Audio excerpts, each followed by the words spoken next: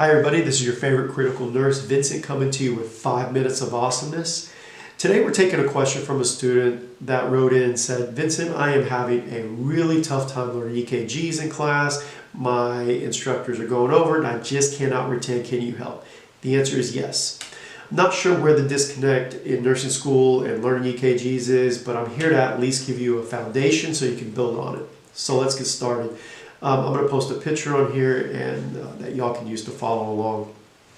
Now this was uploaded by Farad Abtai, not myself. It is a great picture, at least a good aid that we can use to learn this stuff. Now, I want it known that when we look at an EKG, electrocardiogram, we are looking at an electronic interpretation of the electricity as it flows through the heart. We are not looking at mechanical contraction, meaning actual contraction of the myocardial muscle. We're looking at an electronic interpretation of the electrical activity in the heart. Just the electricity flowing in the heart.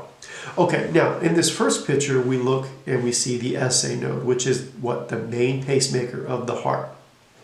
As the SA node depolarizes or fires, discharges electricity, we have flow of that electricity to the left atria and downwards to the right atria. Now, that starts kind of the first part of our P wave, and we can see that below, okay?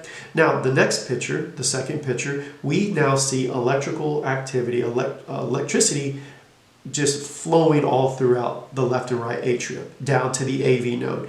And that is indicative of a nice, pretty P wave on our EKG. Now, as electricity flows down, now that is atrial depolarization. I want you to understand atrial depolarization. Now, as electricity flows down to that AV node, the AV node is awesome in that it takes the electricity and slows it down. It's like a gatekeeper, guys. Imagine a gatekeeper.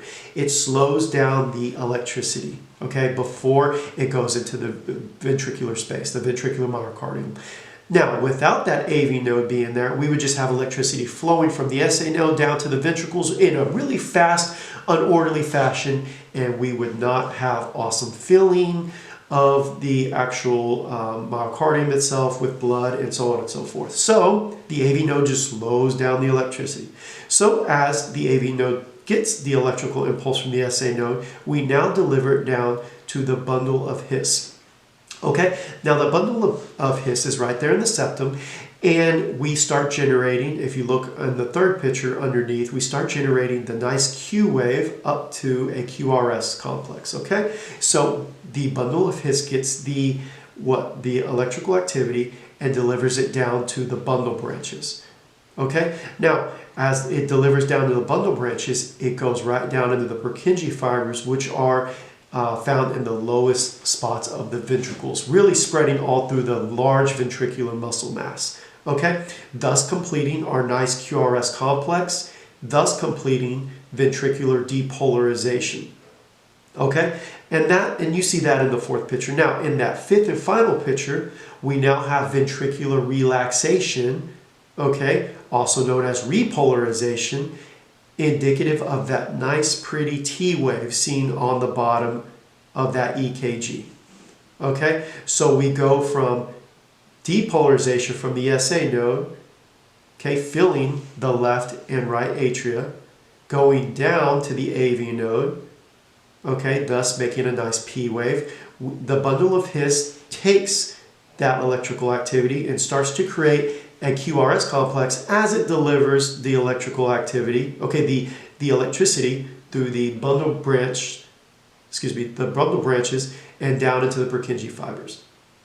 Okay, this is all you need to know, guys, whenever it comes to EKGs. All right, this is your foundation. Don't make it any more complex than it is. From this, we see a nice pretty sinus rhythm, hence coming from the SA node, the electricity originating in the SA node, it is a sinus rhythm. From here, we can start looking into lethal rhythms, abnormal rhythms, but know your foundation and we can build off. Okay, so keep sending in your questions. I love to answer them, and I'll see you guys next time.